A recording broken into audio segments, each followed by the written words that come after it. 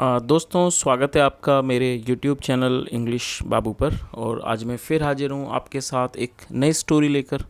और दोस्तों आज की जो स्टोरी है ये एक शॉर्ट स्टोरी है। बहुत ही अच्छी कहानी है, सुंदर कहानी है, सुनकर आपको बहुत मज़ा आएगा। उसके अलावा इस स्टोरी में आपको कुछ नए इंग्लिश के वर्ड मीनिंग सीखने को मिलेंगे, उनकी करेक्ट प्रोनाउंसिएशन के बारे में पता चलेगा। और जो इसका ग्रामर का पार्ट है उसे हमेशा की तरह बिल्कुल ही डिटेल में कवर करेंगे, तो एक एक स्ट्रक्चर को आप बहुत आसानी से सीख पाएंगे। तो चलिए दोस्तों आज की इस कहानी को हम शुरू करते हैं। और सबसे पहले कहानी का टाइटल देखते हैं।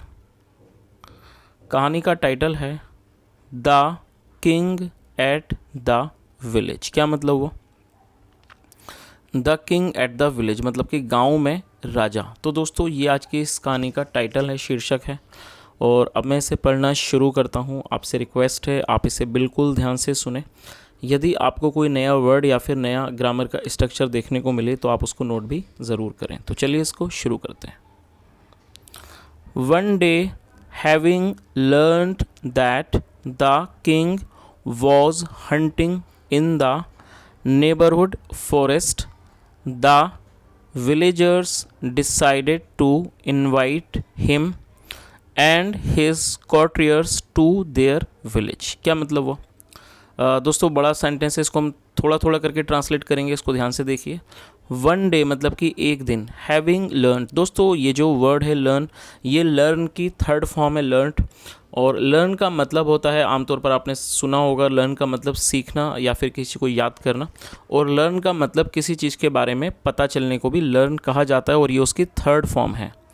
तो इस लाइन का क्या अर्थ निकला कि वन डे एक दिन, हैविंग लर्नड मतलब ये पता चलने पर, दैट की, the king Raja, was the king was hunting जो राजा हैं वो शिकार कर रहे हैं, in the neighbourhood forest, neighbourhood का मतलब होता है पड़ोस, और फॉरेस्ट मतलब जंगल।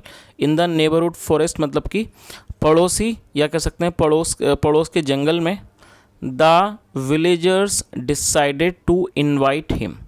दोस्तों ये जो हमारा वाक्य है ये पास्ट इंडेफिनिट का अफर्मेटिव वाक्य है। और जब हम पास्ट इंडेफिनिट में कोई भी अफर्मेटिव का वाक्य बनाते हैं तो वहाँ वर्ब की सेकंड फॉर्म का प्रयोग किया जाता है। और यहाँ पर आप देख सकते हैं यहाँ पर दो वर्ब का प्रयोग किया गया। तो जब आप दूसरी वर्ब को जोड़ना चाहते हैं तो उससे पहले आपको टू लगाना होता है, और टू के बाद हमेशा ही वर्ब की फर्स्ट फॉर्म का प्रयोग किया जाता है, जैसा यहाँ पर किया गया है। और इनवाइट का मतलब होता है किसी को आमंत्रित करना। तो क्या मतलब हुआ? The villagers decided to invite him and his courtiers to their village, मतलब जो विलेजर्स का थे, मतलब जो गांव वाले थे, जो ग्रामीण थे। डिसाइडेड टू इनवाइट उन्होंने फैसला किया, या कह सकते हैं उन्होंने निर्णय किया, टू इनवाइट आमंत्रित करने का, हिम उनको, और ये जो हिम है राजा के लिए बात हो रही है, एंड हिज कॉर्टियर्स और उनके दरबारियों को, कॉर्टियर्स मतलब दरबारी, और उनके दरबारियों को, टू देयर विलेज अपने गांव। और दोस्तों देयर का प्रयोग जब किया जाता है जब किसी चीज़ का संबंध एक से अधिक लोगों के लिए होता है, तो वहाँ पर देयर का प्रयोग किया जाता है, जिसका मतलब होता है उनका, उनकी, उनके। तो दोस्तों इस पूरी लाइन का क्या अर्थ हुआ एक बार मैं आपको सही से दोबारा से बता देता हूँ कि एक दिन ये पता चलने, वन डे हैविंग लर्नड मतलब ये पता चलने पर कि जो राजा हैं वो शिकार कर रहे हैं पड़ोस के, मतलब पड़ोस के जंगल में। जो विलेजर्स थे मतलब जो ग्रामीण थे, गांव वाले थे, उन्होंने फैसला किया उनको और उनके दरबारियों को गांव में आमंत्रित करने का उन्होंने फैसला किया। चलिए आगे देखिए। They killed a number of sheep in his honour. क्या मतलब हुआ? और दोस्तों ये भी हमारा पास्ट इंडेफिनिट का अफर्मेटिव वाक्य है, जहाँ पर सेकंड फॉर्म का प्रयोग किया गया है। किल का मतलब होता है मारना, और ये सेकंड फॉर्म है। दे killed a number of sheep. दोस्तों ये जो वर्ड है शीप, SHEEP, शीप का मतलब भेड़ होता है। और आपको यहाँ पर ये चीज़ भी याद रखनी है कि जो शीप का प्लूरल नाउन है, मतलब कि जो बहुवचन है वो भी शीप है, तो आपको वहाँ पर शीप्स नहीं लिखना है। शीप का सिंगुलर और प्लूरल दोनों ही शीप होता है, जिसका मतलब हो गया भेड़ें। तो इस लाइन का क्या अर्थ हुआ? और ऑनर का मतलब होता है सम्मान। They killed a number of sheep in his honour मतलब उन्होंने। और दोस्तों दे का मतलब होता है वे, या फिर वे लोग। जब एक से अधिक लोग सब्जेक्ट में शामिल होते हैं तो वहाँ पर दे का प्रयोग किया जाता है। तो इस लाइन का क्या अर्थ हुआ?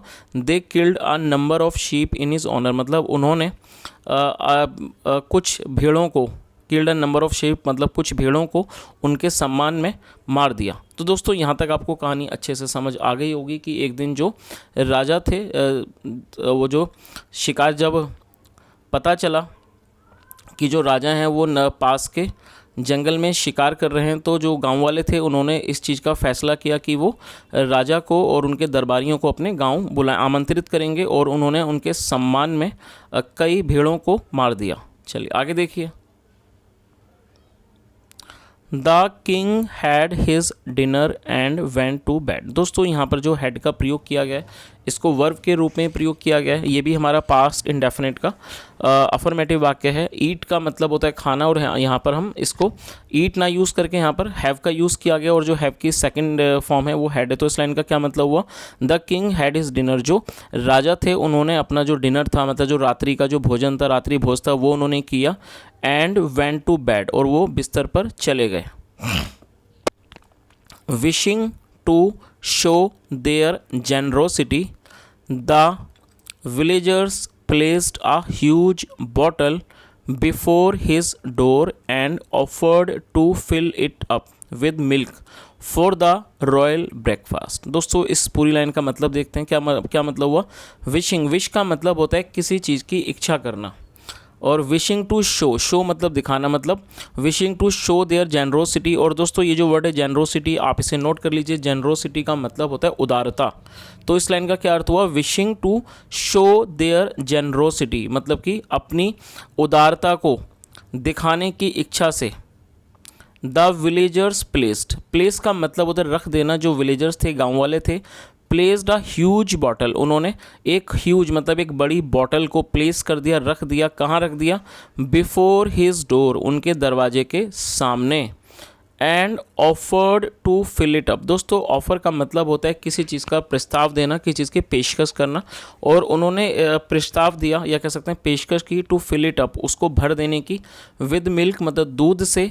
फॉर द रॉयल ब्रेकफास्ट मतलब शाही नाश्ते के लिए। तो दोस्तों यहाँ तक भी आपको कहानी अच्छे से समझ आ गई होगी कि जो राजा साहब थे उन्होंने अपना डिनर किया और वो फिर सोने चले गए, और जो विलेजर्स थे, जो गांव वाले थे, वो अपनी उदारता को दिखाना चाहते थे, मतलब उनकी इच्छा थी कि वो अपनी उदारता दिखाएं राजा के लिए।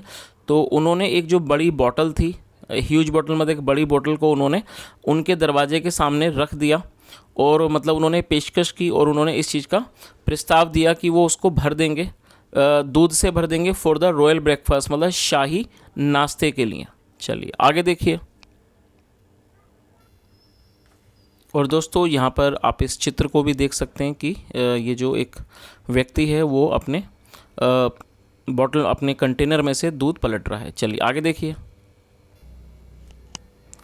The villagers milked their goats and then each of them tipped his bucket into the container. क्या मतलब हुआ? दोस्तों मिल्क का मतलब आपने सुना होगा दूध होता है, और मिल्क एक वर्ब के रूप में भी प्रयोग किया जाता है जिसका मतलब होता है दूध दुहाना, मतलब कि पशु का दूध निकालने की जो प्रक्रिया है उसको भी मिल्क कहा जाता है। तो आप उसे वर्ब के रूप में प्रयोग करते हैं, जैसा यहाँ पर किया गया इसको वर्ब के रूप में, और ये सेकंड फॉर्म है। तो इस लाइन का क्या मतलब हुआ? The villagers milked their goats, और गोट्स मतलब बकरियाँ, मतलब जो विलेजर्स थे, जो गाँव वाले थे, ग्रामीण थे, मिल्क्ड देयर गोट्स उन्होंने अपनी बकरियों का दूध निकाला। एंड देन और फिर ईच ऑफ दैम मतलब उनमें से प्रत्येक, हर कोई। Tipped his bucket into the container, दोस्तों टिप का मतलब होता है किसी चीज़ को पलट देना। टिप्ड हिज बकेट, और उन्होंने अपनी बाल्टी को पलट दिया इनटू द कंटेनर, कंटेनर के अंदर। तो दोस्तों इस पूरी लाइन का क्या अर्थ हुआ कि जो गांव वाले थे उन्होंने अपनी बकरियों का दूध निकाला और उनमें से हर किसी ने अपनी जो बाल्टी थी वो कंटेनर के अंदर पलट दी। चलिए आगे देखिए। As the bottle was of great size, जैसे कि ये जो बॉटल थी वॉज ऑफ ग्रेट साइज़, वो एक बड़े साइज़ की थी, मतलब एक बड़े साइज़ की थी। ईच ऑफ देम थॉट, और ये थिंक की सेकंड फॉर्म है। ईच ऑफ देम थॉट मतलब हर किसी ने, उनमें से हर किसी ने सोचा, दैट कि he could dilute his milk with water without any one noticing. तो क्या मतलब इस लाइन का कि उनमें से हर किसी ने सोचा। और दोस्तों आप इस वर्ड को नोट कर सकते हैं, डिल्यूट का मतलब होता है कि डिल्यूट का मतलब घोलना भी होता है, और डिल्यूट का मतलब किसी चीज़ को पानी मिलाकर पतला करना भी होता है।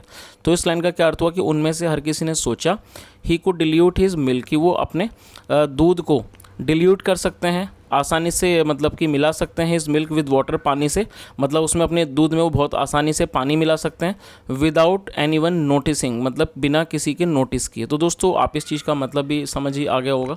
जैसा हमने देखा इस स्टोरी में कि जो गाँव वाले थे उन्होंने एक बहुत बड़ा जो कंटेनर था उसको उन्होंने रख दिया था दरवाजे के सामने, और ये तय किया गया कि जो हर व्यक्ति है वो उसके अंदर दूध डालेगा। तो वो जो गांव वाले थे उन्होंने दूध निकाला अपनी अपनी बकरियों से, और वो उन्होंने अपनी अपनी बाल्टी पलट दी। और जो बॉटल थी वो काफ़ी बड़े साइज़ की थी, तो उनमें से हर किसी ने सोचा कि वो बहुत आसानी से दूध मिला देंगे, मतलब इस दूध के अंदर पानी मिला देंगे और किसी को पता भी नहीं चलेगा। So each one did just same, so हर किसी ने डिड जस्ट सेम, मतलब डिड जस्ट से मतलब एक ही काम किया। चलिए आगे देखिए। इन द मॉर्निंग, मतलब कि सुबह में, such a thin liquid was poured out of for the king. Poured out का मतलब होता है किसी चीज़ को किसी लिक्विड को डालना, नीचे डालना, उसे पोर आउट कहा जाता है, जिसे आप नोट कर सकते हैं इसकी मतलब उड़ेलना, और ये सेकंड फॉर्म है। तो इस लाइन का क्या मतलब हुआ कि इन द मॉर्निंग, सुबह में, such a thin liquid, thin मतलब एकदम पतला, लिक्विड मतलब द्रव्य, एकदम जो पतला द्रव्य था, was poured out, was poured out मतलब उसे उड़ेल के बाहर निकाला गया, फॉर द किंग, राजा के लिए, एंड हिज कॉर्टियर्स, और उनके दरबारियों के लिए। That the villagers stood ashamed. दोस्तों आप इस वर्ड को नोट कर सकते हैं, अशेम्ड एडजेक्टिव है जिसका मतलब होता है शर्मिंदा होना। तो इस लाइन का क्या मतलब हुआ, that the villagers stood ashamed, जो विलेजर्स थे, गांव वाले थे, वो शर्मिंदगी से खड़े हो गए। तो दोस्तों आपको इसका मतलब समझ ही आ गया होगा। जैसे ये जो हमने कहानी में देखा कि उन लोगों ने एक बड़े से मतलब कि ह्यूज बॉटल को रख दिया था, जिसमें सभी गांव वालों ने अपना अपना दूध डाला, और ये सोच के कि वो आसानी से इसमें पानी मिला सकते हैं और किसी को भी इस बारे में पता नहीं चलेगा। तो हर व्यक्ति ने ऐसा ही किया, जिसकी वजह से जब सुबह उसमें से दूध निकाला गया, बहुत ही ज़्यादा पतला था वो, जिसकी वजह से जो गांव वाले थे वो एकदम शर्मिंदगी में खड़े हो गए। चलिए दोस्तों इस कहानी का जो मॉरल है हम उसे भी एक बार देख लेते हैं। कहानी का जो मॉरल है बहुत ही सुंदर है। Give your best to your guest. क्या मतलब हुआ गिव योर बेस्ट? बेस्ट का मतलब होता है सबसे अच्छा। गिव योर बेस्ट मतलब जो सबसे अच्छी चीज़ें वो दीजिए टू योर गेस्ट, अपने मेहमान को, अपने अतिथि को। तो दोस्तों ये जो मॉरल है वाकई में बहुत अच्छा मॉरल है। जैसा अक्सर कुछ लोग होते हैं जो मेहमानों के साथ, अतिथियों के साथ अच्छा व्यवहार नहीं करते हैं, लेकिन वो अच्छी बात नहीं है। जैसा हमने इस कहानी के अंदर भी देखा है, और इस कहानी का मॉरल भी यही है, इससे जो हमें नैतिक शिक्षा मिलती है कि हमें अपने मेहमानों को, अपने अतिथियों को सबसे अच्छा देना चाहिए। तो दोस्तों ये आज की एक अच्छी सी और सुंदर सी कहानी थी। मैं उम्मीद करता हूँ कहानी आपको अच्छी लगी होगी। यदि मेरा पढ़ाने का प्रयास भी आपको अच्छा लगा हो तो आपसे रिक्वेस्ट है वीडियो को लाइक करें, शेयर करें, चैनल को सब्सक्राइब करें। और आज की इस स्टोरी में यदि आपने कोई भी नया वर्ड सीखा हो तो कमेंट के माध्यम से ज़रूर बताएं। सुनने के लिए thank you so much. Have a nice day and bye.